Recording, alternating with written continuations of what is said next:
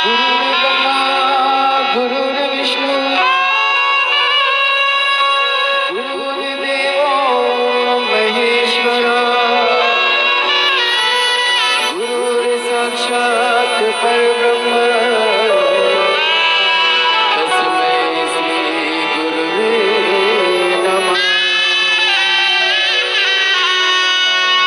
मेरे गुरुवर की क्या बातें हैं, रहता हरदम के साथ है। मेरे गुरुवर की क्या बातें हैं, रहता हरदम मेरे साथ है। ओ मेरे गुरुवर की क्या बातें हैं, रहता हरदम मेरे साथ है। मेरे गुरुवर की क्या बातें हैं, रहता हरदम मेरे साथ है।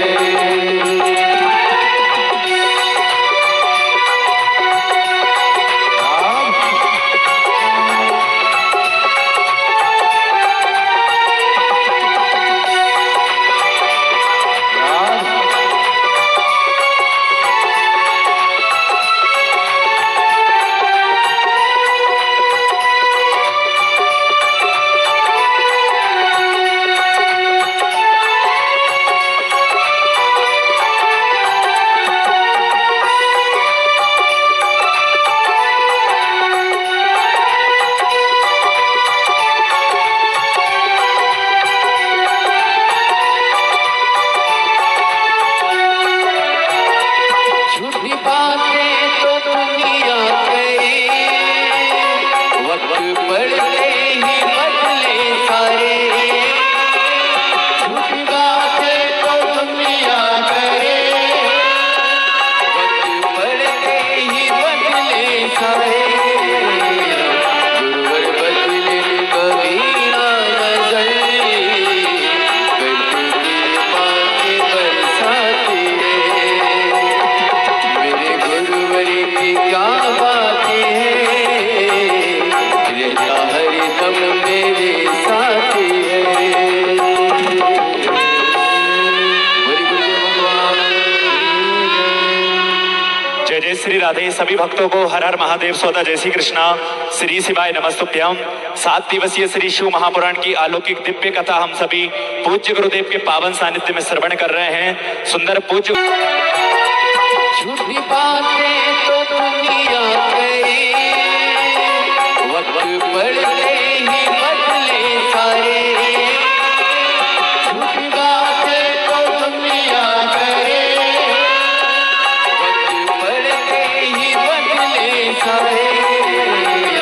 गुरुवर बदले कभी ना नजर, करते कृपा के बरसाते हैं।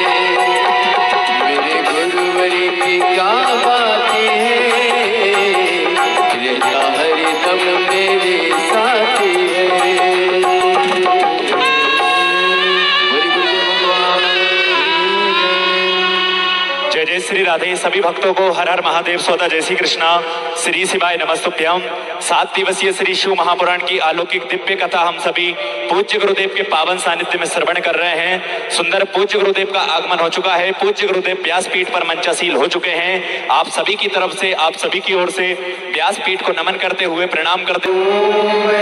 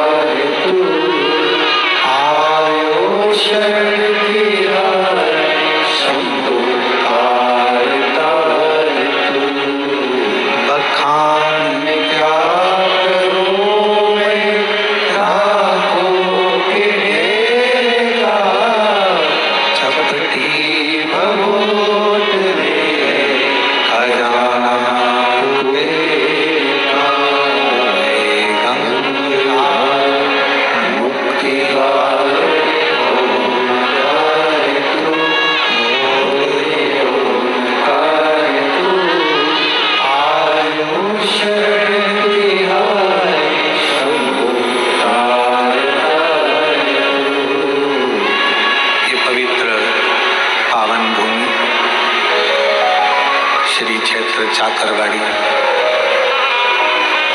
जहाँ शिव का एक अंश स्वरूप संत श्री ज्ञानेश्वर माउली जी, जिनकी ये पवित्र धरा है, और उस पवित्र धरा पर मैं श्री महादेव महाराज जी को धन्यवाद दूं कि उन्होंने इस पवित्र कथा का लाभ आप और हमको चाकरवाड़ी क्षेत्र में दिया है। एक बार श्री महादेव महाराज जी के लिए जोरदार तालियां जाता है। साथ का श्री नारायण महाराज जी को भी साथ का, और इस संपूर्ण क्षेत्र में विराजमान सभी शिव भक्त भगवान शंकर की आराधना करने वाले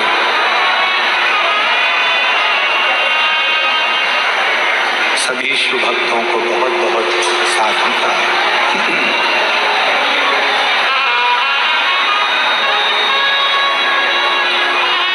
देखिए,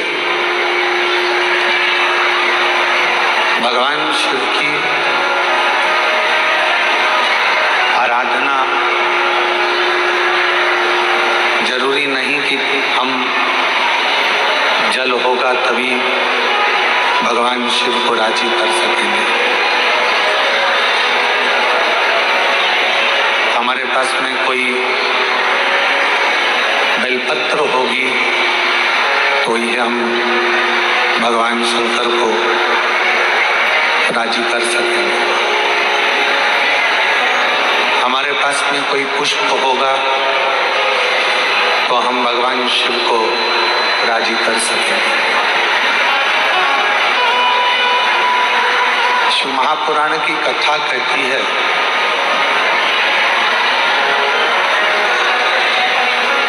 ये सारी सामग्री,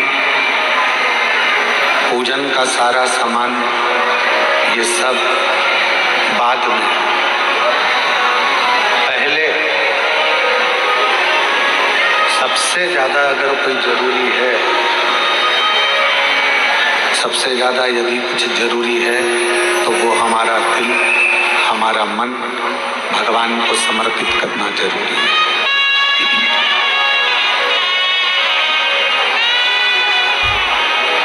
हमने भगवान शिव को, भगवान शंकर को एक लोटा जल चढ़ाया और मालूम पड़े हमारा दिल, हमारा मन वहां है ही नहीं,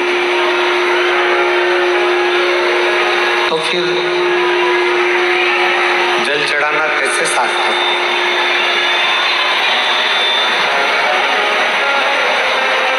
मंदिर की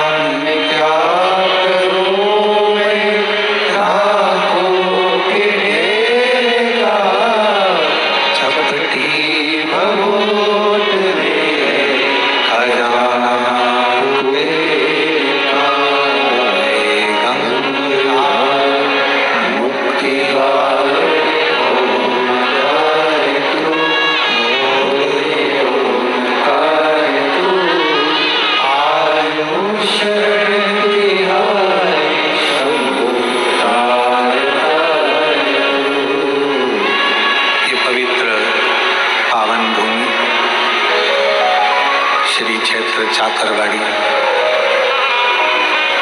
जहाँ शिव का एक अंश स्वरूप संत श्री ज्ञानेश्वर माउली जी, जिनकी ये पवित्र धरा है, और उस पवित्र धरा पर मैं श्री महादेव महाराज जी को धन्यवाद दूं कि उन्होंने इस पवित्र कथा का लाभ आप और हमको चाकरवाड़ी क्षेत्र में दिया है। एक बार श्री महादेव महाराज जी के लिए जोरदार ताली हो जाता है। साधु का श्री नारायण महाराज जी को भी साधु का, और इस संपूर्ण क्षेत्र में विराजमान सभी शिव भक्त भगवान शंकर की आराधना करने वाले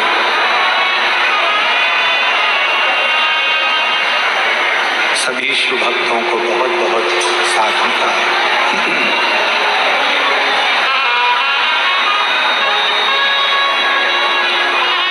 देखिए, भगवान शिव की आराधना जरूरी नहीं कि हम जल होगा तभी भगवान शिव को राजी कर सकेंगे। हमारे पास में कोई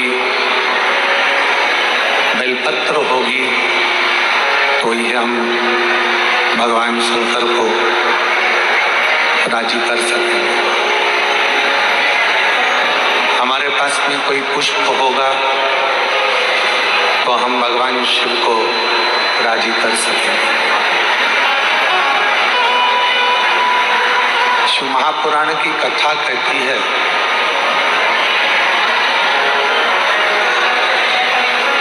ये सारी सामग्री, पूजन का सारा सामान, ये सब बाद में, पहले सबसे ज्यादा अगर कोई जरूरी है,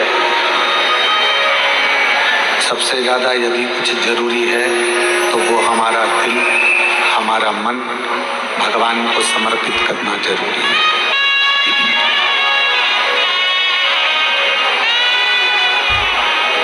हमने भगवान शिव को, भगवान शंकर को एक लोटा जल चढ़ाया और मालूम पड़े हमारा दिल, हमारा मन वहां है ही नहीं, तो फिर जल चढ़ाना कैसे सार्थक?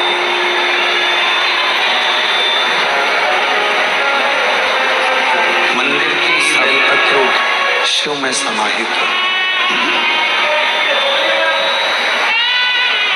जब तक भगवान शंकर में ये सब चीजें समाहित नहीं होगी, जब तक भगवान शंकर के उस शिवलिंग में हमारा मन, हमारा चित्त समाहित नहीं होगा, तब तक शिव प्राप्त नहीं हो सकता।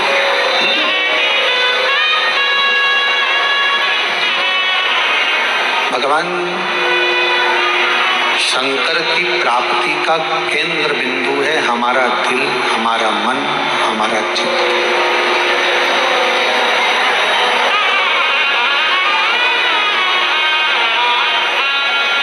आप इतनी सारी संख्या में आए हो, लाखों की संख्या है। सरकारी आंकड़े के हिसाब से कथा के पहले दिन ही 3.5 से 4 लाख शिव भक्तों ने पंडाल में बैठकर कथा सुनी थी।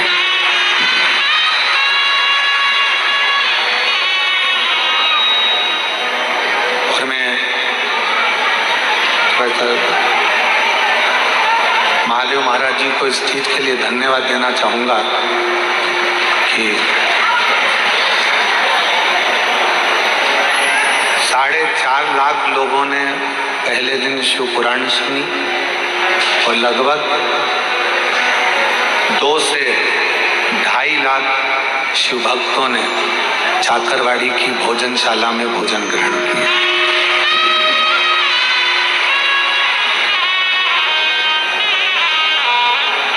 महादेव महाराज जी, मैं आपको धन्यवाद दूं, साधुवाद दूं। इतनी सुंदर महाराष्ट्र में हम जब भी कथा करें, और एक कथा नहीं कई कथा महाराष्ट्र के मराठवाड़ा में, विदर्भ में सभी दूर हुई।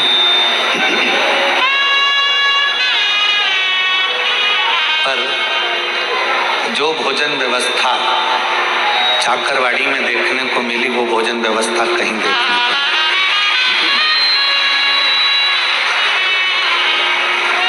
हलवा क्या, सीरा बना, हलवा बना, बूंदी बनी, चावल बना, सब्जी बनी, कढ़ी बनी,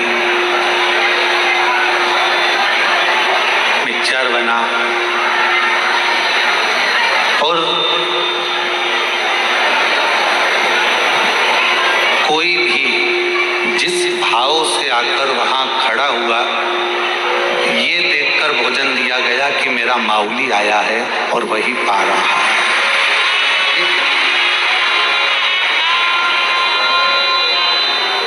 मैं इस पवित्र शिव महापुराण की कथा में संत ज्ञानेश्वर माऊली की इस पवित्र धरा से मैं महादेव महाराज जी आपको, नारायण महाराज जी आप सबको धन्यवाद दूं। बहुत बहुत साधुवाद।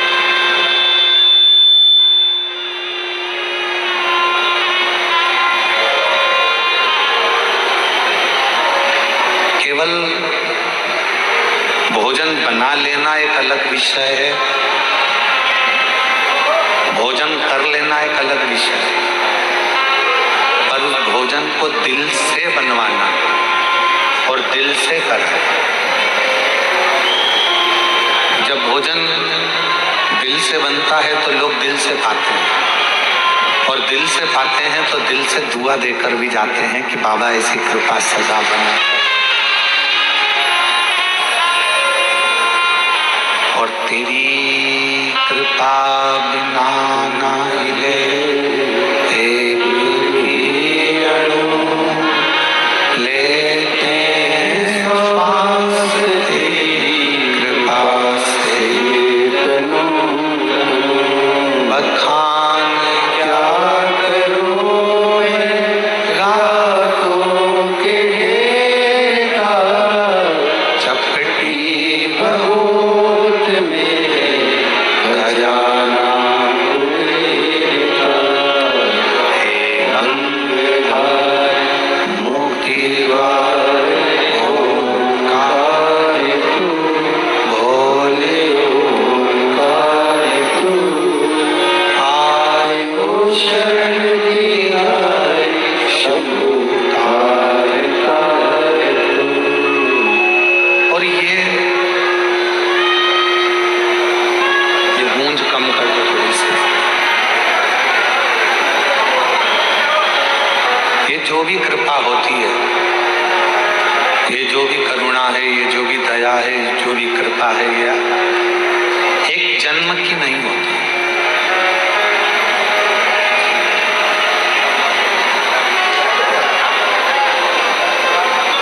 एक उत्तर देना भीड़ वालों, जितने चाकरवाड़ी में कथा सुन रहे हो सब उत्तर देना।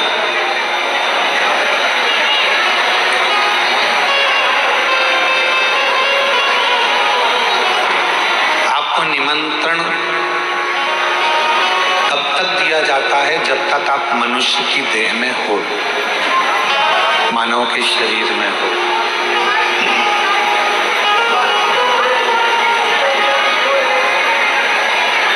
तब तक आपको बुलाया जाता है जब तक आप मनुष्य के शरीर में हो, मानव बनकर जन्मे तो तुमको लोगों ने निमंत्रण भी दिया, कथा में आना, कथा सुनना, कथा में आना, बैठना, कथा श्रवण करना, आना, पधारना। ये कुछ भी नहीं चल रहा है, मुझे लग रहा है। पधारना, आना, कथा में पहुंचना, ये निमंत्रण कब तक दिया जाता है? निमंत्रण कब तक देते हैं?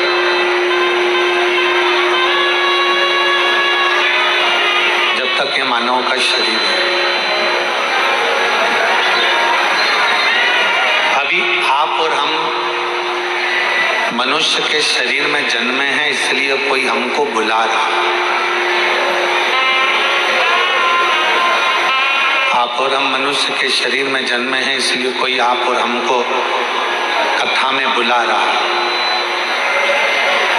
मान लो अगला जन्म कुत्ता का हो गया, पशु पक्षी का हो गया, जानवर का हो गया, कोई जीव जंतु का हो गया, तो कोई निमंत्रण देने बुलाएगा क्या? जम के तो बोलो। कोई तुम्हारे यहाँ रहने के लिए आएगा? कोई तुम्हारे यहाँ बोलने के लिए आएगा कि आप हमारे यहाँ कथा सुनने के लिए आए?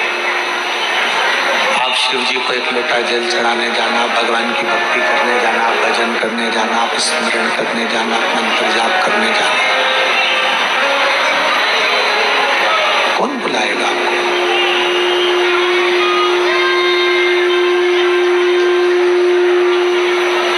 मनुष्य का शरीर मिला, मानव का शरीर प्राप्त हुआ, मानव का शरीर मिला तो कोई ने आपको निमंत्रण भी दिया।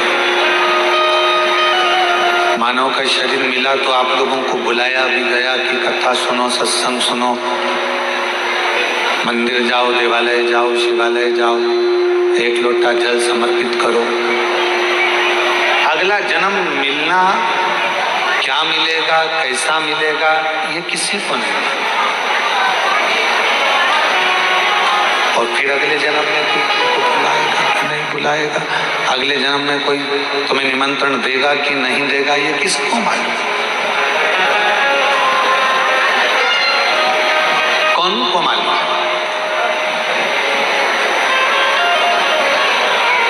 इसलिए मेरे देवाधिदेव महादेव को धन्यवाद देते रहा करो, मेरे शंकर भगवान को बार बार साधुवाद देते रहा करो कि आपने मुझे मानव का शरीर दिया और मैंने सत्संग किया।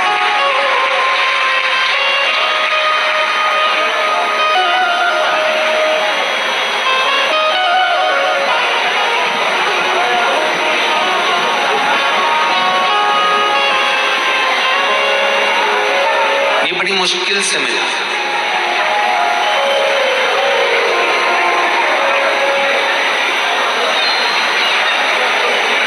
मानव शरीर अगर मिल गया और उस मानव शरीर में भी भगवत भजन हो गया तो ये समझ लो कि शिव की कृपा,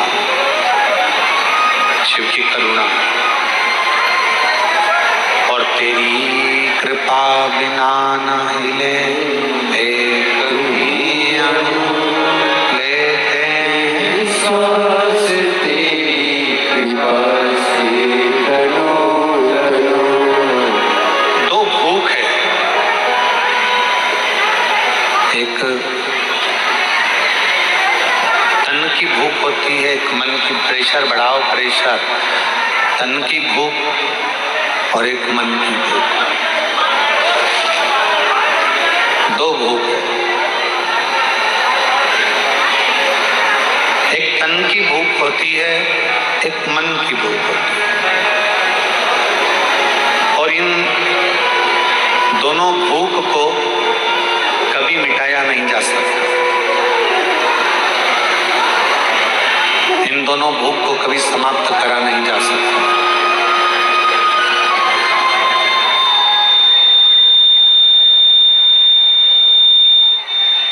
ना ही तन की भूख, बाहर की आवाज तो अंदर आ रही है पर अंदर की आवाज बाहर अंदर नहीं आ रही है। तो कहा एक काम करो, तन को भी काम में लगा दो और मन को भी काम में लगा दो। व्यक्ति काम में लग जाता है, जब व्यक्ति काम में लग जाता है तो फिर उसको भूख नहीं लगती। इस तन को अपने कर्म में लगा दो और इस मन को भगवान शंकर की भक्ति में लगा दो। ये दोनों जब काम में लग जाएंगे तो तन और मन भूखे नहीं। शरीर की भूख, तन की भूख और मन की भूख, इसको समाप्त करना बहुत कठिन, बहुत। और दोनों को ही अगर हमने कर्म में लगा दिया, शरीर को भी कर्म में लगा दो, तन को भी कर्म में लगा दो कि परिवार का भरण पोषण करना है, परिवार को संभालना है, घर को संभालना है, कुटुंब को संभालना है, तो इसको शरीर को लगा दो काम में कि तुम काम करते हो, और मन को भी लगा दो।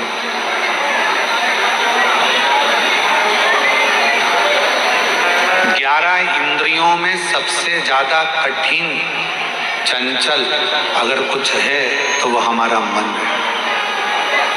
5 कर्मेंद्री, 5 ज्ञानेंद्री, और इन इंद्रियों पर भी सबसे ज्यादा भारी पड़ जाता है तो वो मन है। एक मन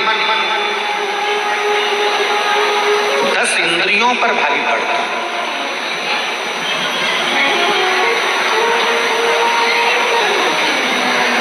कितना शिव महापुराण की कथा कहती है, भगवान शंकर का संवाद कहता है।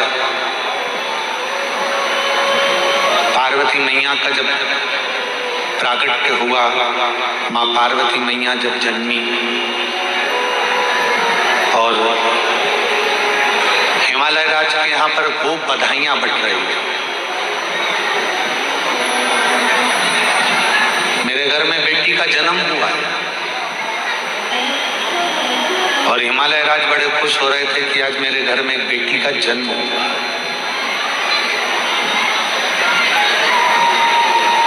और खुशी मनाओ कि हमारे घर में बेटी का जन्म हो। इस चित्त को, इस मन को,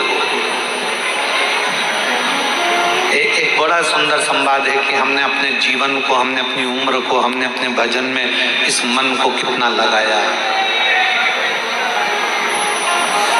हमने कितना इस चित्त को लगाया, हमने कितना इस मन को लगाया।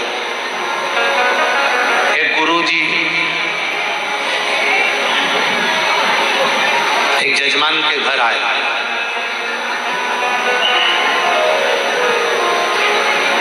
और गुरुजी यजमान के घर पर आए और यजमान के घर पर आने पर यजमान प्रणाम करा, चरण पखारे, नमन करा। बहू थी नई, आ गई, प्रणाम करा उसने भी। इतने में गुरुजी ने बहू से पूछा,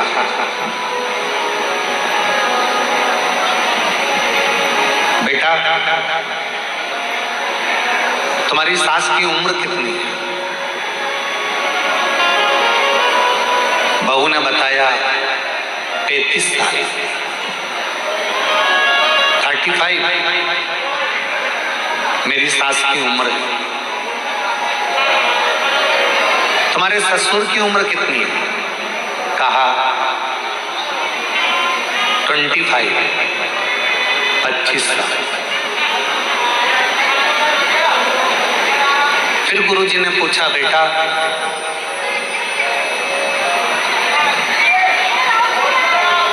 तुम्हारे पति की उम्र कितनी है? कहा कल ही पैदा हुआ है। फिर गुरुजी ने पूछा, तुम्हारी उम्र कितनी है? कहा 48 वर्ष।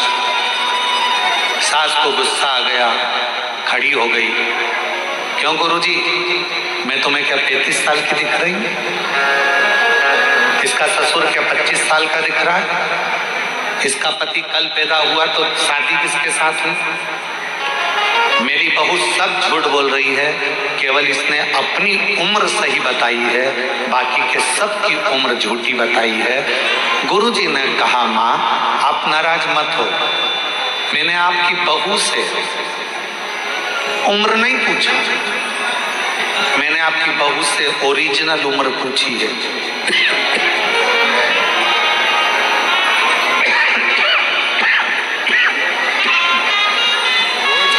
चलो, सियोर वाला महाराज आया है, कथा चल रही है चाकरवाड़ी में, इतने दिन से नहीं गया, बस कल से ही उसने जाना चालू करा, मतलब कल ही वो पैदा हुआ है, उसका सही जीवन तो कल से ही चला।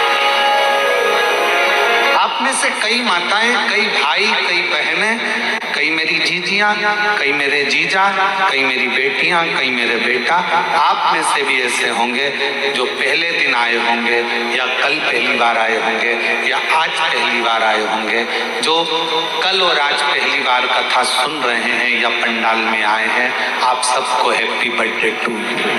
हमने बाकी की जो उम्र निकाली है, हमारी उम्र जो व्यर्थ गई है नातों में, रिश्तों में, कुटुंब में, कबीले में, परिवार में, कहाँ ना जाने कहाँ कहाँ हमने जो उम्र को निकाल दिया, वो हमारी उम्र बेकार।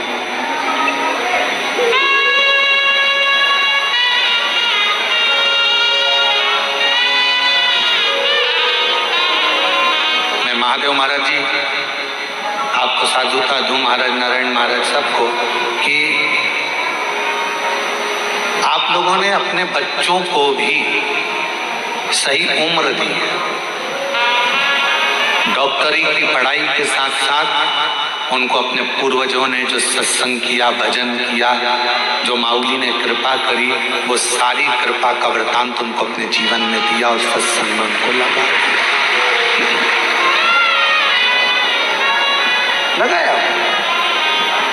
कितना मुश्किल है मानव जीवन को सत्संग में लगाना, कितना कठिन है ये मनुष्य शरीर को परमात्मा तक लेकर जाना, कितना कठिन।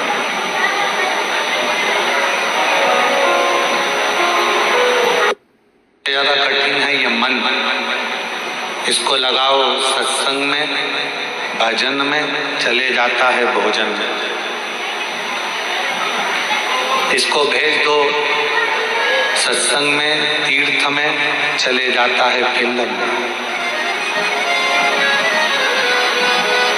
अपने मोबाइल में गूगल पर सर्च करो या इंस्टाग्राम पर देखो या व्हाट्सएप पर देखो, बहुत सारी चीजें 24 घंटे आती रहती है। 24 घंटे तुम देख देख के थक जाओगे, पर तुम्हारा मोबाइल नहीं थकेगा,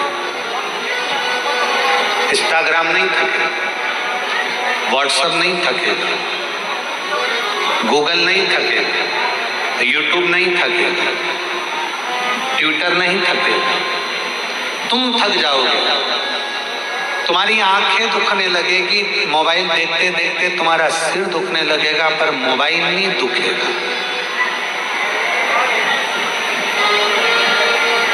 पचासों चीज दिन भर मोबाइल में आती है, रात भर मोबाइल में आती है। अब ये आपके ऊपर आधारित है कि आपको उसमें से क्या ग्रहण करना है।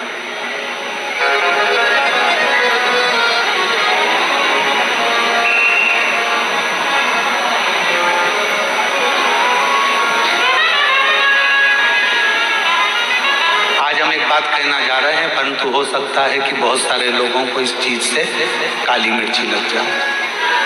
महादेव महाराज जी हमारी बात से थोड़ा लोगों को बहुत लगती, बहुत हो सकता है कि कई लोगों को ये बात लग जाए।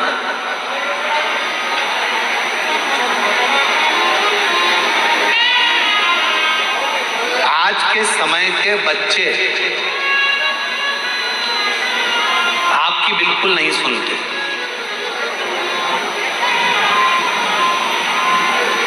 सौ बच्चों में से 10 बच्चे ऐसे होंगे जो अपने माँ बाप की सुनते होंगे, बाकी के 90 की तो हम गारंटी ले रहे हैं नहीं सुनते। आज के जमाने के बच्चे आपकी नहीं सुनते, आज के जमाने के बच्चे आपकी नकल करते हैं। क्या करते हैं? जम के बोलो जरा, नकल। पापा ने ऐसा किया था, मम्मी ने ऐसा किया था, दादी ने ऐसा किया था, दादा ने ऐसा करा था, बुआ जी ने ऐसा करा था, नानी जी ने ऐसा करा था, उनने मुझे 500 का नोट दिया तो मैं भी 500 ही दूंगा, उनने अपने व्यवहार में 200 रुपए दिए थे मैं भी 200 रुपए दूंगा, उनने पिछुड़ी दी थी, पायल दी थी शादी में, मैं भी पायल दूंगी। आज के जमाने के बच्चे आपकी नहीं सुनते, आज के जमाने के बच्चे आपकी नकल करते। तो मेरा निवेदन है, अगर बच्चे आपकी नकल कर रहे हैं तो आप उनको अच्छी नकल दो। दिन भर मोबाइल पकड़कर अगर मम्मी बैठी रहेगी तो बच्चे भी दिन भर मोबाइल पकड़कर बैठे रहेंगे। और अगर मम्मी दिन भर अच्छी, इसलिए दादियों से भी निवेदन है कि टीवी पर शिव पुराण सुनना तो बच्चे भी कभी ना कभी सत्संग सुनने की आदत डाल लेंगे। नकल करते हैं बच्चे, माँ जैसा करेगी वैसे बच्चे करेंगे। आज का जमाना है, आज के बच्चे आपकी सुनते नहीं पर नकल पूरी करते हैं। मम्मी ने तुम भी तो इतनी देर से मोबाइल लेके बैठी थी और मुझे पढ़ने बिठा दिया। आज के बच्चे कहते हैं बोलो दीजिए सही है कि गलत है। थोड़ा सा लोगों को गलत लग सकता है परंतु हम जो बोल रहे हैं इस व्यासपीठ के माध्यम से आज का बच्चा नकल करता है। मम्मी तुम भी तो रात को 10-10 बजे तक मोबाइल देखती रहती हो और हमको मना करती रहती हो। बच्चे नकल करते हैं, तुम मोबाइल पकड़ कर बैठोगी तो तुमसे ज्यादा तुम्हारी औलाद मोबाइल पकड़ कर बैठेगी। तुम दिन भर शॉपिंग करोगी तो तुम्हारी औलाद भी बाइक लेकर जाएगी और मॉलों में शॉपिंग करेगी। तुम अगर 24 घंटे मायके बात करोगी फोन पर तो तुम्हारी औलाद भी फिर टीना मीना गीना नीना से बात करती रहेगी। बस यही थी। बच्चे आपको और हमको देख रहे हैं, बच्चे घर के माँ बाप को देख रहे हैं। आज के बच्चे आपकी सुनते कम हैं और आज के बच्चे आपकी नकल ज्यादा करते हैं। इसलिए अपने बच्चों को अगर नकल भी सिखा रहे हो तो एक काम करना, रोज आधा 1 घंटा रामायण लेकर, भागवत लेकर, गीता लेकर, शिवपुराण लेकर, ज्ञानेश्वरी लेकर अपने हाथ में लेकर बैठना। तो मुझे उम्मीद है कि आने वाली पीढ़ी भी वो शब्द याद रखेगी, वो भी पकड़े।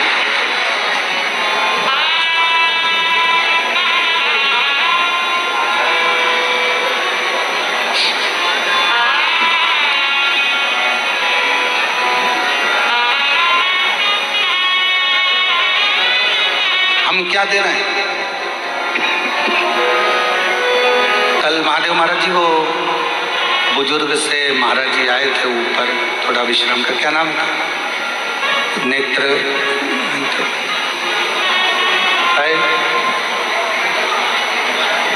माइक तो दो जरा, माइक दो।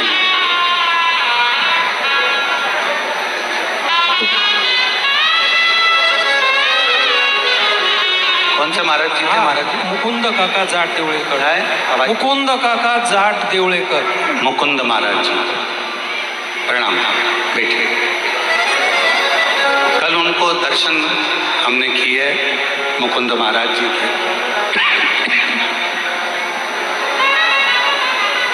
उनके सुपुत्र भी कीर्तनकार, सुपुत्र के सुपुत्र भी भगवत भजन। जैसे महादेव महाराज जी, नारायण महाराज जी आपके बच्चों से मिले, जैसा आप सत्संग में डूबे हुए हो वैसे ही आपके बच्चे सत्संग में डूबे। आपको सत्संग, महादेव महाराज जी आप लोगों, नारायण महाराज जी आपको सत्संग आपके पिता से प्राप्त हो, पिता को सत्संग उनके गुरु और पिता से प्राप्त हो। और वो जो आपने आपके पिता से सीखा वो आपने अपने बच्चों को दिया और बच्चे भी आने वाली पीढ़ी को देकर जाएंगे। ये निश्चय, ये खुशी है, ये प्रसन्नता है।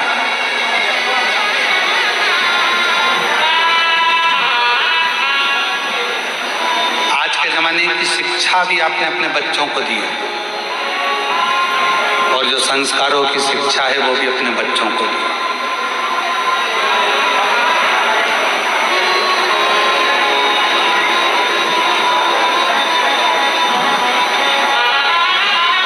नकल करते हैं बच्चे, माँ को देखेंगे, पिता को देखेंगे, घर के बड़ों को देखेंगे, बुजुर्गों को देखेंगे तो उनको देख के नकल करेंगे। शिव महापुराण की कथा कहती है हर मास से प्रार्थना करती है। इस व्यासपीठ के माध्यम से चाकरवाड़ी की इस पवित्र भूमि से, बीड़ जिले से हम आपसे निवेदन करते हैं कि आप अपने घर में कम से कम आधा घंटा, 1 घंटा किताब लेकर बैठो। मेरी जीजियों, जब आप मोबाइल को थोड़ा साइड में रख दोगी तो तुम्हारे बच्चे भी ये सोचेंगे मम्मी भी शादी के इतने साल के बाद भी पढ़ाई कर रही है तो मैं भी थोड़ा पढ़ाई कर लूं, बच्चों को थोड़ा सीख थोड़ी सी। गायत्री परिवार वाले कहते हैं हम सुधरेंगे, युग सुधरेगा। यही बोलते हैं, जम के बोलो, क्या बोलते हैं? हम सुधरेंगे, युग सुधरेगा। हम बदलेंगे, युग बदलेगा। बदलना किसको है? पहले अपने आप, हमको स्वयं।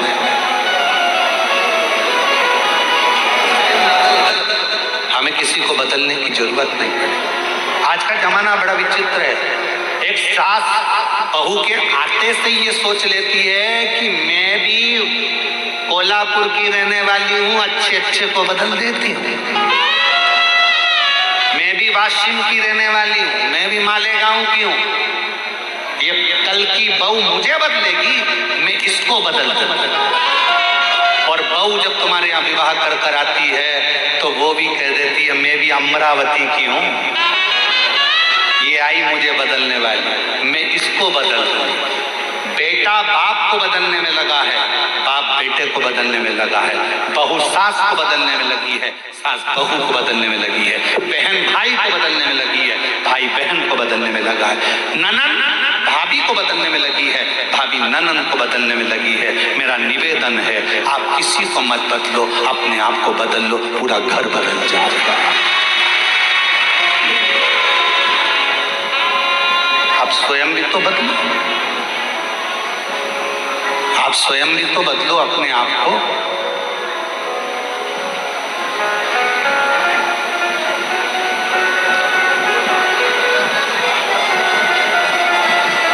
स्वयं बदलो।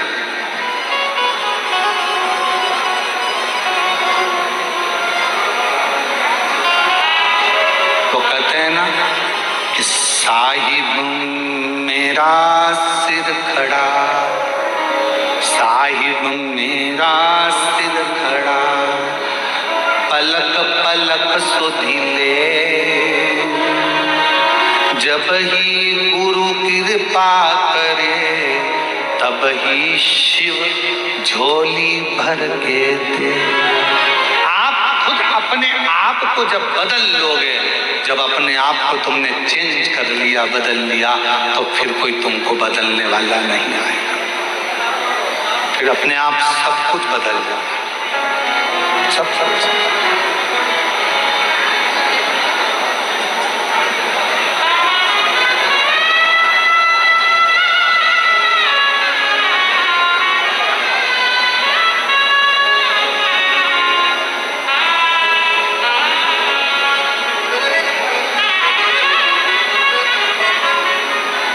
शिव महापुराण की कथा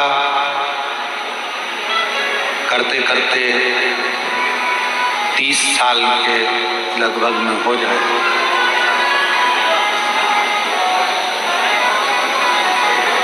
इन 30 साल के अंदर हमने अपनी व्यासपीठ से कभी ये नहीं कहा कि आप अपने रिश्तेदारों को या अपने कुटुंब वालों को या परिवार वालों को कथा में लेकर आओ, कभी नहीं बोला। इन 30 साल में आपसे केवल इतना जरूर कहा कि आप कथा तक आओ। जब आप कथा तक आओगे, एक ना एक दिन ऐसा आएगा कि अपन अगर सुधर गए, अपन शिव तक जाना चालू कर दिए, तो एक दिन पूरा मोहल्ला, पूरा गांव, पूरा घर, सब शंकर के मंदिर जाना चालू कर दिए।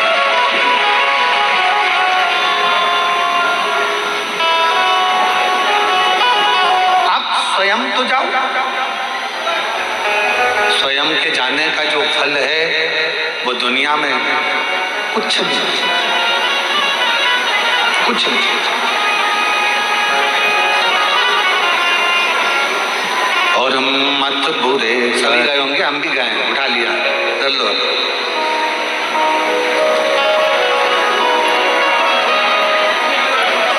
सारे सब्जेक्ट की अलग अलग एक एक फेयर कॉपी होती है।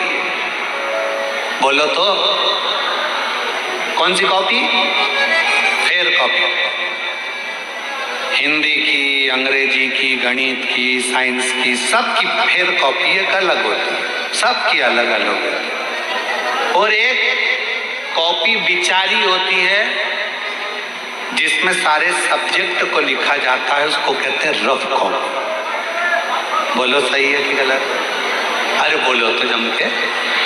रफ, टीचर ने कुछ लिखाया बोर्ड पे, वो लिख लिया, फिर किसी ने लिखाया, वो लिख लिया। अंग्रेजी का आया, साइंस वाला आया, मैथ वाला आया, फिर ये आया संस्कृत वाला, फिर ये हिंदी वाला, सब रफ में उतार लिया।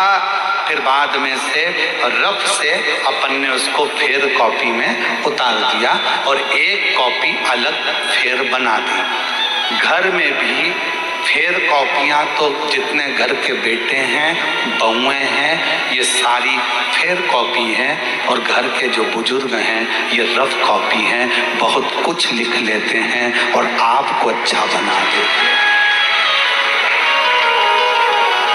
घर का बुजुर्ग रफ कॉपी की तरह है। इसने भी कुछ कहा, उसने भी कुछ कहा, बड़ी बहू कुछ बोल गई, छोटी कुछ बोल गई, मंजला कुछ बोल गया, संजला कुछ बोल गया, ननंद आई बोल गई, मामा जी आए बोल गए, फूफा जी आए बोल गए। वो रफ कॉपी घर का बुजुर्ग सब अपने अंदर उतारता जाता है और उन सब की सुनकर फिर रफ कॉपी में से फेयर कॉपी बनाता जाता है। बड़े बेटे को कह देगी बेटा ऐसा कर लेना, छोटे को कह देगी ऐसा कर लेना। हिंदी सही कर दी, अंग्रेजी की कॉपी सही कर दी, साइंस की कॉपी सही कर दी, पूरे घर को अच्छा कॉपी दिया, फेयर कॉपियां दे दी और घर की वो रफ कॉपी तो रफ ही रह गई। आखिरी में भी लोगों ने कहा माँ तू चुप रहे, तुझे कुछ नहीं आता। क्यों? क्योंकि वो रफ थी, उसने सब कुछ धारण करा, फेयर नहीं हो पाई क्योंकि सबके लिए जी थी। ये कॉपी, रफ कॉपी सबके लिए जी है। ये रफ कॉपी आखिरी में उठाकर खत्म हो जाती है, भरा जाती है तो फेंक दी जाती है। और फेयर कॉपी को तो एग्जाम तक भी संभाल कर रखा जाता है, काम आएगी, काम आएगी, काम आएगी। माँ बाप वो रफ कॉपी हैं जिन्होंने आप जैसे बच्चों को फेयर कॉपी बना दिया और आपको अच्छे बैग में सजाकर एग्जाम तक पहुंचा दिया, वो माता पिता। और उस माता पिता का आदर करो, सम्मान करो, सत्कार करो। आज बच्चों को जैसे एक माता पिता को बच्चों की जरूरत होती है, उसी तरह बच्चों को भी अपने माता पिता की जरूरत होती है, उसी तरह माता पिता को भी बच्चों की जरूरत होती है। हिमालय राज की नगरी में नगाड़े बज रहे हैं, बैंड बाजे बज रहे हैं, ढोल बज रहे हैं, मृदंग बज रहे हैं। क्यों? हिमालय राज के घर में बेटी का जन्म हुआ।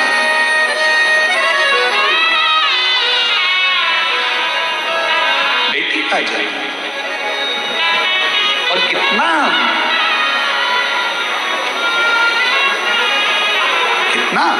जगह देखो, शिव महापुराण की कथा को उठाकर देखिएगा। शंकर भगवान की धर्म पत्नी पार्वती जी का जन्म होता है तो हिमालय राज के यहाँ पर नगाड़े बजते हैं, ढोल बजते हैं। शंकर भगवान की खुद के घर में अशोक सुंदरी का जन्म होता है। जया, विषहरा, शामलीबारी, गौतली, देव, शंकर भगवान के घर में 6 लड़कियों का जन्म होता है। गणेश जी का जन्म हुआ तो नगाड़े नहीं बजे, कार्तिकेय का जन्म हुआ तो नगाड़े नहीं बजे, पर शंकर भगवान के घर में भी अगर बेटी का जन्म हुआ है तो नगाड़े बज रहे हैं, नगाड़े बज रहे हैं। आनंद हो रहा है, चारों तरफ बधाइयां बांटी जा रही हैं कि हमारे घर में बेटी का जन्म हो गया। बेटी का पर बेटी भी हो तो ऐसी हो जो अपने माँ बाप का नाम रोशन करे। आज के जमाने में एक बेटी ने इंदौर में ऐसा काम कर दिया कि पूरा मीडिया हिलकर रह गया। आप सबको मालूम होगा वो राजा की कथा कि क्या उत्पात मचाया। ऐसी बेटी ना, ऐसी बेटी। पार्वती माता का जन्म हुआ, हिमालय राज की नगरी आनंदित हो गई। आनंदित, पूरी हिमालय राज आज गौरवान्वितता महसूस कर रहे हैं। और मेरा बेटियों से निवेदन है, जितनी बेटियां इस आस्था चैनल के माध्यम से कथा सुन रही हैं, जितनी सोशल मीडिया पे कथा सुन रही हैं, जितनी इस चाकरवाड़ी की पवित्र भूमि पर कथा सुन रही हैं, माउली बाबा के इस पवित्र स्थान से, मेरे शंकर का एक रूप है माउली, उनके इस पवित्र स्थान से जितनी बेटियां कथा श्रवण कर रही हैं, मैं उनसे भी कहूंगा कि आप, केवल एक बेटी ऐसी होती है जो अपने माँ बाप को 94 तरह के नरक में से बाहर निकाल के ले आती है। बेटी, बेटा नहीं। बेटा एक कुल को तारता है। बेटे को तो कन्यादान, बेटे को तो बाप का पिंडदान करना पड़ता है, बेटे को तो माँ का पिंडदान करना पड़ता है, बेटे को तो दादा दादी का पिंडदान करना पड़ता है, तब जाकर वो तरते हैं। पर बेटी को पिंडदान की भी जरूरत नहीं पड़ती। जब माँ बाप अपनी बेटी का कन्यादान करते हैं, कन्यादान के समय पर माँ बाप 94 तरह के नरकों से छूट जाते हैं। 94 तरह के नरक से छूट जाते हैं। बेटी बेटी होती है।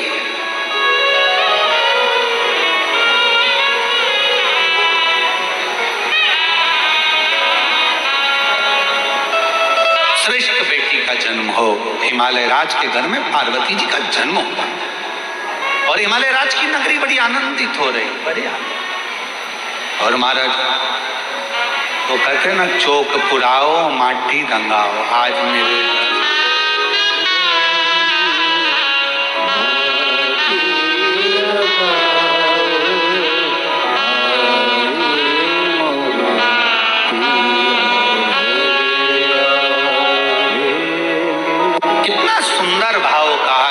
भगवान शिव के पार्वती मैया का प्रागट्य हुआ, हिमालय राज आनंदित हुआ, पितृलोक आनंदित हुआ, देवलोक आनंदित हुआ, भूमंडल आनंदित हुआ, चारों तरफ आनंद ही आनंद समाहित हो गया। पूरा देवलोक आनंदित है, पूरा देव। और उस देवलोक में जब पार्वती मैया का जन्म के समय पर देव ऋषि नारद जी का आगमन हुआ, देव ऋषि नारद का और नारायण श्रीमन नारायण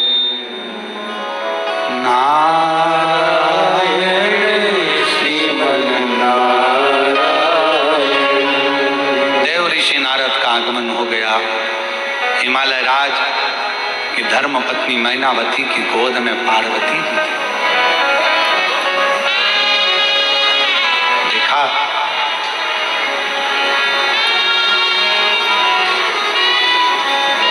प्रवेश दिया, भीतर प्रवेश। शिव महापुराण की कथा कहती है, जो महाकाल के दरवाजे पर जाता है वो भाग्यशाली कहलाता है।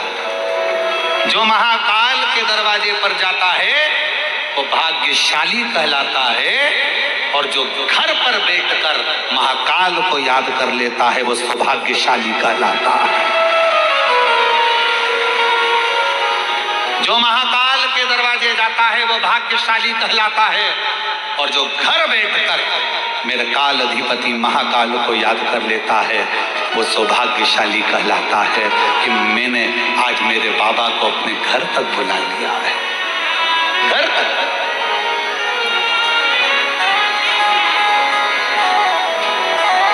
शिव को घर तक। देवऋषि नारद ठाका लगाकर हंस दिए। और जो देवऋषि नारद ठाका लगाकर हंसे तो हिमालय राज ने पूछा है कि एक संत, साधु, तपस्वी, गुरु, साधक, उपासक इतना ठाका लगा कर हंसे तो सोचना पड़ता है कि इतना बड़ा महाराज, इतना बड़ा संत, इतना बड़ा सन्यासी, इतना बड़ा तपस्वी, साधक, उपासक इतनी तेज हंसता नहीं है, इतना तेज ठाका लगाकर हंसता नहीं, पर आप हंस रहे हो इतना तेज, क्या बात है? नारद जी के हंसने पर हिमालय राज के अंदर थोड़ी सी क्षुब्धता उत्पन्न हुई।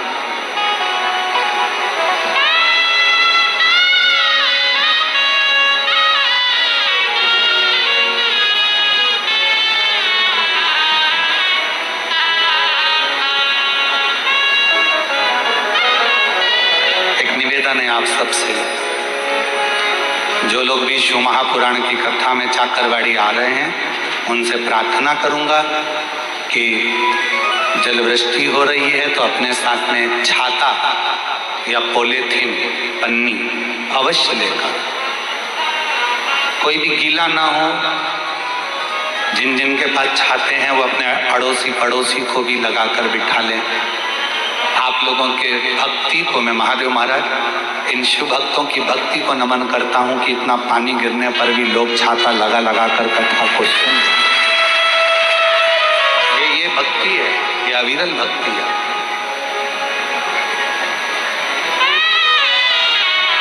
नहीं तो महाराज जी श्रोताओं के लिए सोफे लगाना पड़ते हैं, कुर्सियां लगाना पड़ती है।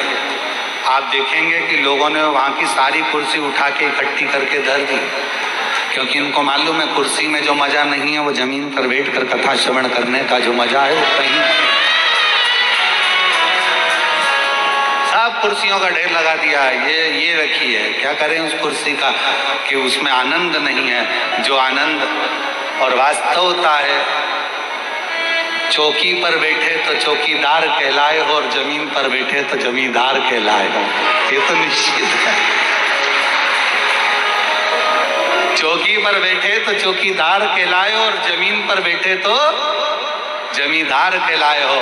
और चौकीदार की ड्यूटी तो 2-3-4 घंटे में पूरी हो जाती है, पर जमींदार ड्यूटी नहीं करता, जमीन का मालिकाना हक रहता है, वो जमींदार कहलाए। जमींदार हो आप,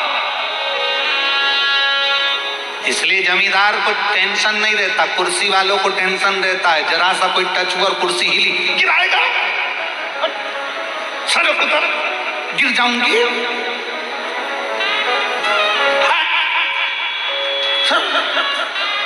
कुर्सी वालों को टेंशन है कब गिर जाए। ऐसी राजनेताओं को चिंता रहती है कुर्सी कब गिर जाए, कोई भरोसा नहीं। पर जो जमीन पर बैठा है उसको कोई टेंशन नहीं है कि कब गिरे, कोई गिरा जमीन पर। नारद जी हंसे, हिमालय राज को चिंता व्यापी, क्यों हंस रहे हो, किस लिए, क्यों हंस रहे हो? चिंता व्यापी, चिंता, क्या बात है? फिर पूछा नारद जी से हिमालय राज ने कि क्यों हंस रहे? देव ऋषि नारद ने पार्वती मैया का स्वरूप देखकर कह दिया, मुझे हंसी इस बात की आ रही है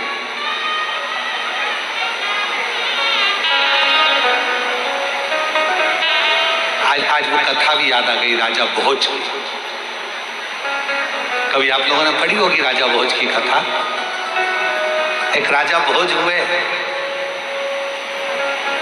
जिनके राजा भोज जब स्नान कर रहे थे, नहा रहे थे, तो उनकी पत्नी उनके ऊपर पानी डाल डालकर नहला रही थी।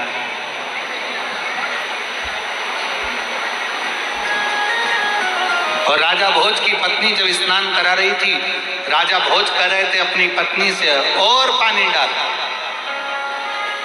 और पानी डाल, और पानी डाल, एक डब्बा और डाल, एक बकेट और भर के डाल। राजा भोज की पत्नी नहलाते नहलाते अपने पति को बहुत तेज हंसती ठाका लगा। आज देवर्षि नारद के हंसने पर यह कथा स्मरण में आ गई। राजा भोज की पत्नी जो हंसी, राजा भोज को गुस्सा आया। राजा भोज ने कहा मैं नहा रहा हूँ, पानी डालने को कह रहा हूँ और तू मेरे को देखकर इतना ठाका लगा कर हंस रही है, बता क्यों हंस रही है? धर्म पत्नी ने कहा मैं नहीं बताऊंगी आपको कि मैं क्यों हंस रही। राजा भोज ने कहा तुझे मेरी कसम है बताना पड़ेगा कि तू क्यों हंस रही। राजा भोज की पत्नी बोली मैं नहीं बताऊंगी, भले आप कसम दे दो पर मेरी भी कुछ मर्यादा है, मैं आपको नहीं बताऊंगी कि मैं क्यों हंस रही। तो तू नहीं बताएगी तो कौन बताएगा? इतने में राजा भोज की पत्नी बोली मेरी जो सगी बहन है ना छोटी वाली, आपकी साली, वो बताएगी। राजा भोज ने जैसे ही सुना, नहाकर स्नान कर कर तैयार होकर राजा भोज अपनी साली के घर चले गए। और राजा भोज ने अपनी साली से पूछा मुझे तुमसे बात करना है। साली लगी थी काम में, उसने कहा जीजा जी मैं बाद में बात करूंगी। थोड़ी देर बाद राजा भोज फिर अपनी साली के घर चले गए। साली से कहा मुझे तुझसे बात करना है। साली ने कहा क्या बात करना है जीजा जी? साली से कहा कल तुम्हारी बहन मुझे पानी भर भर कर स्नान करा रही थी, मैं उससे कह रहा था कि एक डब्बा पानी और डाल, एक बकेट पानी और डाल। मुझे नहलाते समय मैं तुम्हारी बहन से कह रहा था और पानी डाल और पानी डाल, तो तुम्हारी बहन बहुत तेज हंसी थी। मुझे पूछना है, इसका उत्तर दो, तुम्हारी बहन क्यों हंसी थी? इतने में राजा भोज की साली ने कहा जीजा जी इसका उत्तर तो मैं नहीं दूंगी, पर परसों के दिन मैं अपने एक बेटे को जन्म दूंगी। उस बेटे की जो शादी होगी, उसकी जो बहू आएगी, वो बहू तुमको बताएगी, उसकी बहू तुमको बताएगी कि मौसी सास क्यों हंसी थी। मैं नहीं बताऊंगी, बताएगी तो वो बताएगी। और शंभो शरण में मांगू घड़ी, दुख काटो दया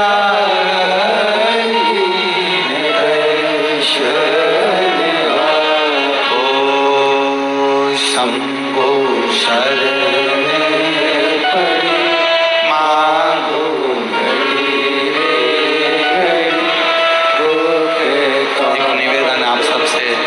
अगर स्वीकार करें तो अच्छी बात है। थोड़ा थोड़ा क्लोज होंगे ना तो हो सकता है 25 से 50 लोग और आपके बीच में बैठ सकेंगे। थोड़ा थोड़ा सा आप लोग अंदर की ओर दबेंगे तो जो गीले हो रहे हैं वो लोग भी अंदर की ओर आते चले जाएंगे।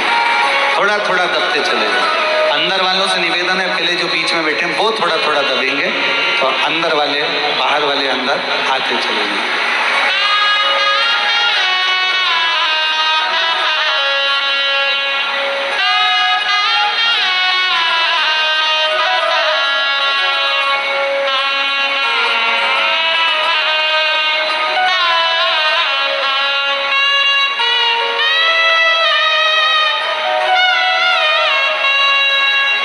शंभो शरण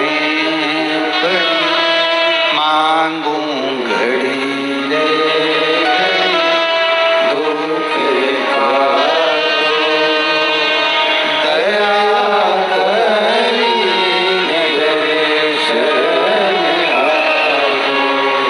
भगवान देव महादेव की कथा कर रहे हैं।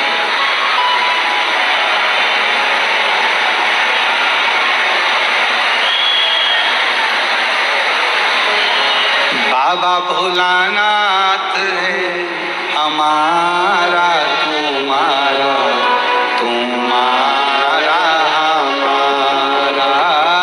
बाबा भोलानाथ है हमारा, तुम्हारा तुम्हारा हमारा। प्यारा शंभुनाथ है हमारा, तुम्हारा तुम्हारा हमारा। प्यारा शंभुनाथ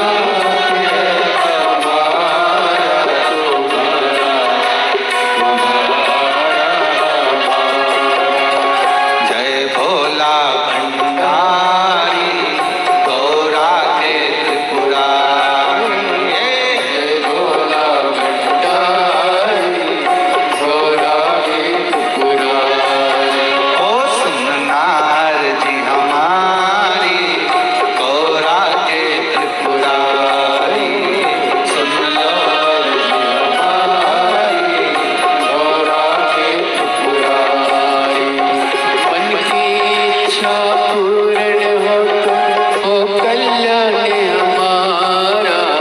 मन की इच्छा पूर्ण हो कल्याण हमारा। बाबा नाथ है हमारा तुम्हारा, तुम्हारा हमारा। बाबा भोलानाथ है हमारा तुम्हारा, तुम्हारा हमारा।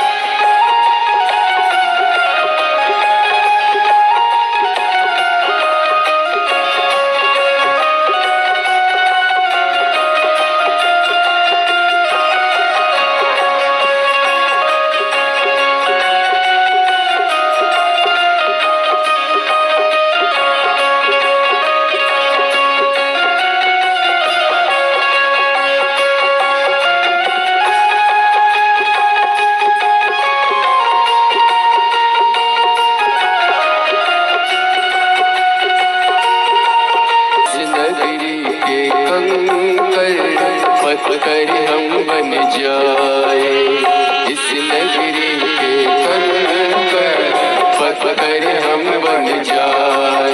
ओ इस नगरी के कंकर पत्थर हम बन जाए, इस नगरी के कंकर पत्थर हम बन जाए। भक्त हमारे ऊपर चढ़कर मंदिर जाए, भक्त हमारे ऊपर चढ़कर मंदिर जाए।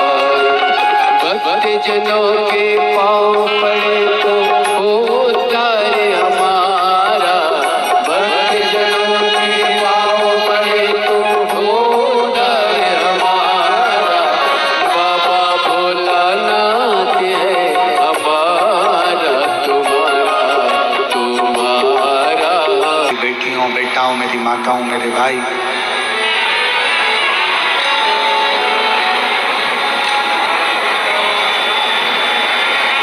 शिव जी कहाँ रहते हैं? कौन सा पर्वत? जम के बोलो, आवाज नहीं आई। और थे कैलाश। दुनिया के लोग कहते हैं शिव कैलाश पर रहते हैं, पर शिव महापुराण की कथा कहती है शिव कैलाश में नहीं, शिव विश्वास में रहते हैं। आप जितना भरोसा करोगे, आप जितना विश्वास रखोगे, जितनी दृढ़ता रखोगे, शिव तुम्हारे सामने, शंकर तुम्हारे सामने। आप विश्वास की दृढ़ता बनाओ।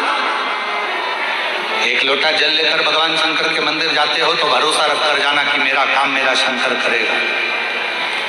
श्री शिवाय नमस्तुभ्यम का जाप करो तो इतना विश्वास रखना कि मेरा शंकर मुझे संभाल लेगा।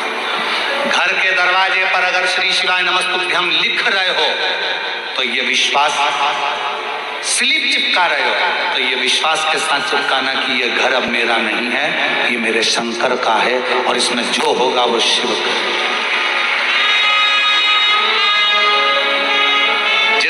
पर श्री शिवाय नमस्तुभ्यम लिखा है, उस गाड़ी को चला रहे हो तो ये सोचकर चलाना कि इस गाड़ी को मैं नहीं, मेरा शिव चलाएगा। यहाँ कोई दूसरा नहीं है, सब वही कर। और मेरा आपकी कृपा से सब काम हो रहा है। करते हो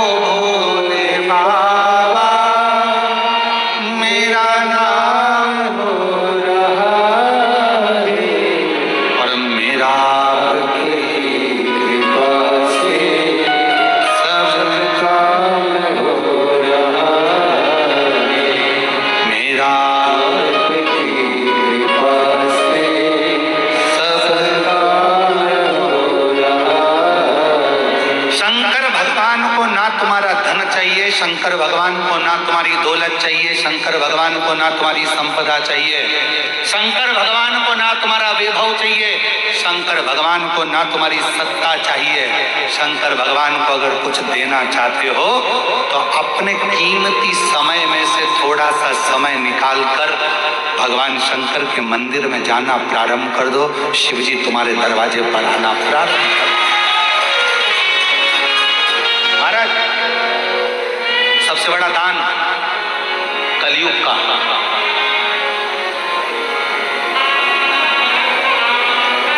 उत्तर दो, कलयुग का सबसे बड़ा दान कौन सा है? कलयुग का सबसे बड़ा दान कौन सा है? जल्दी उत्तर दो रे भीड़ वालों। अच्छी बढ़िया साड़ी वाड़ी कस के आदि कमरिया पे साड़ी आबाई भीड़ वालों की बात। बोलो, कलयुग का सबसे बड़ा दान कौन सा है? कलयुग का सबसे बड़ा दान है वक्त का दान, समय का दान। पत्नी को पति से कोई दौलत नहीं चाहिए, पत्नी को पति का थोड़ा सा समय चाहिए। भाई को बहन, बहन को भाई से समय चाहिए। आज के जमाने में धन तो बहुत होगा, पैसा भी बहुत होगा, गाड़ी बंगले भी बहुत होंगे, जमीन जायदाद भी बहुत होगा। कलयुग में सब कुछ होगा।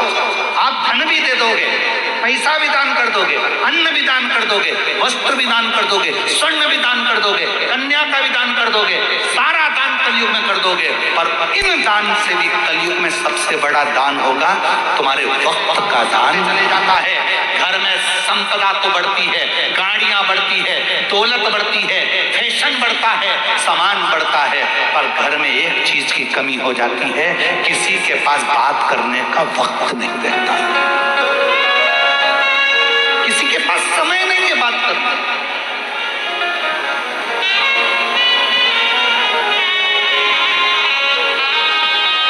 थोड़ा समय दीजिए, थोड़ा सा समय देने का प्रयास करिए। एक अच्छे रिश्तों को निभाने के लिए समय का दान, वक्त का दान बहुत जरूरी है। यहाँ क्या कर रहे हो आप लोग? चाकरवाड़ी में आकर क्या करा आप लोगों ने? 3 घंटे नहीं, कथा तो केवल 2.5 घंटे की, 2.25 घंटे की होती है। पर यहाँ तुमने जो समय दिया है, सुबह 8 बजे से 9 बजे से, सुबह 6 बजे से अपने अपने घर से निकली हो, 9 बजे यहाँ पहुँचकर जगह संभाली हो, जगह संभाल कर बैठी हो, इंतजार कर रही हो, ना वॉशरूम जाना, ना कहीं बाहर जाना, खाना भी उतना खाना कि कहीं हमें उठकर ना जाना पड़ जाए, पानी भी उतना पीना कि अपनी इंद्रियों को संयमित करना पड़ जाए, क्योंकि 5-6 घंटे, कथा तो 2.5-3 घंटे की है, पर तुम्हारा नियम, तुम्हारा संकल्प, तुम्हारी बैठक, तुम्हारी इंद्रियों की संयमितता ये कम से कम 8 घंटे की होती है। तुम अपना 8-10 घंटा, लोग कहते हैं भगवान को देते हो 3 घंटा, हम कहते 3 घंटा नहीं, कथा सुनने आते हो उसके 4 घंटे पहले से तैयारी करते हो, कथा सुनकर घर जाते हो, 4 घंटे तक नींद में भी सियोर वाला महाराज दिखता रहता है, शिव महापुराण की कथा दिखती रहती है, कथा कथा कथा कथा चलती रहती है। तुमने अपना कीमती समय मेरे शंकर भगवान को दिया, इसलिए जब विपदा की घड़ी आती है, कोई नहीं आता, तब मेरा देव अधिदेव महादेव नंदी चढ़कर आ जाता है, मेरा शंकर, तब मेरा ओघड़दानी, तब मेरा शिव, तब मेरा शंभु दौड़ कर आता। ये उसकी उदारता, ये उसकी करुणा, उसकी दया।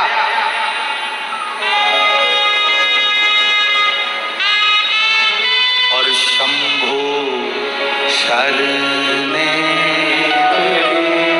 मांगू घड़ी,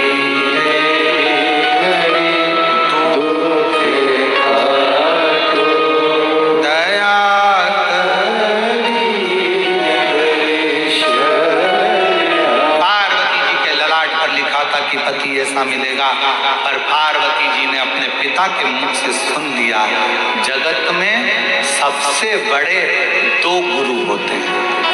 जगत जगत में सबसे बड़े दो गुरु होते हैं, पहले नंबर पर माँ और दूसरे नंबर पर पिता। माँ पहले नंबर का गुरु होती है और पिता दूसरे नंबर का गुरु होती है। माँ ने देव ऋषि नारद के सामने कह दिया, अगर मेरी बेटी की किस्मत में ऐसा लिखा है तो मेरी बेटी शंकर की आराधना करेगी, और शिव की आराधना अगर मेरी बेटी करेगी तो मेरी बेटी किसी दूसरे की नहीं शंभू की हो जाएगी। जो शंभू का हो जाता है उसके पास कोई कमी नहीं। मेरी बेटी शंकर की होगी, मेरी बेटी ओघरदानी की होगी। और कितना विश्वास था पार्वती जी का, कितना भरोसा था।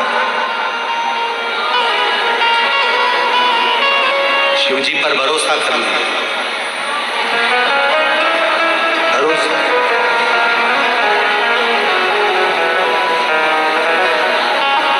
भरोसा रखकर मेरे देव अधिदेव महादेव के साथ में पार्वती जी का विवाह भी हो गया। आपसे पूछे उत्तर दीजिएगा। हिमालय राज, एक राजा की बेटी है माता पार्वती, जिनके घर में कोई संपदा की कमी नहीं, सत्ता की कमी नहीं, वैभव की कमी नहीं। कन्यादान में ढेरों संपदा दी होगी मेरे हिमालय राज ने, पर शंकर भगवान कुछ नहीं बोले। पार्वती जी ने एक भी कन्यादान की सामग्री अपने साथ नहीं रखी। क्यों? मैनावती ने पूछा, पार्वती इतना कन्यादान में से थोड़ा सा दान लेकर जा। उस शमशान में रहने वाला है, कैलाश पर रहने वाला है, कंदराओं में रहने वाला है, उनके पास क्या होगा? इतने में मैनावती से पार्वती जी ने कह दिया, ये दौलत जो कन्यादान में दी गई है, ये हो सकता है कि 4 दिन में पूरी नष्ट हो जाए, पर मेरा पति अगर मुझे रूखी रोटी भी खिलाएगा, वो सुख मुझे 5 स्टार होटल जैसा प्राप्त हो जाए, वो सुख मुझे मिले। हाँ, कभी कभी सहेलियों के घर का ठाट देखती है ना, तो पार्वती जी को लगता है लक्ष्मी जी के घर का ठाट देखा।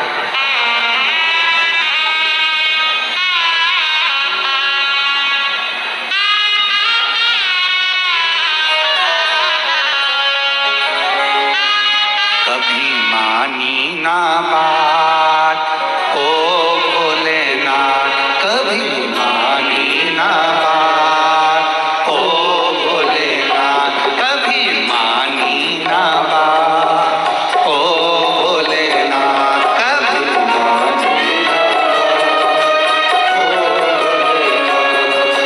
ओ भोलेनाथ, मेरे ओ भोलेनाथ, ओ भोलेनाथ मेरे ओ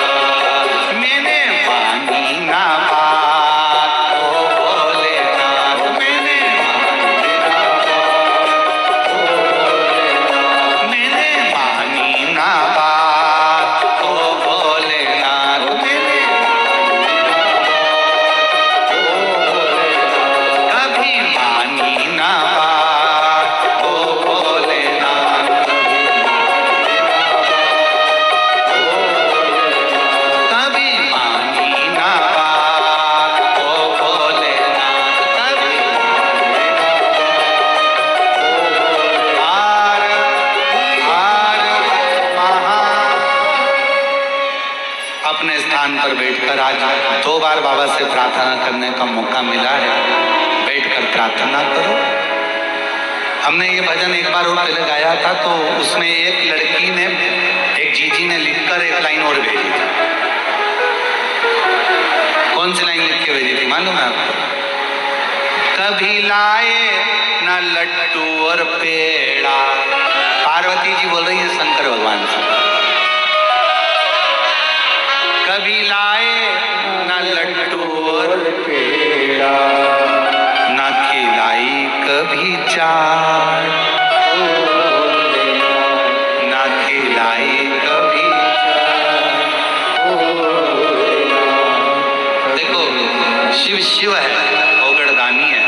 पार्वती मैया कुछ भी भगवान शंकर से कहती हैं, बाबा उसको स्वीकार कर। औघड़ी सब लोग साथ में बोलेंगे बाबा से प्रार्थना।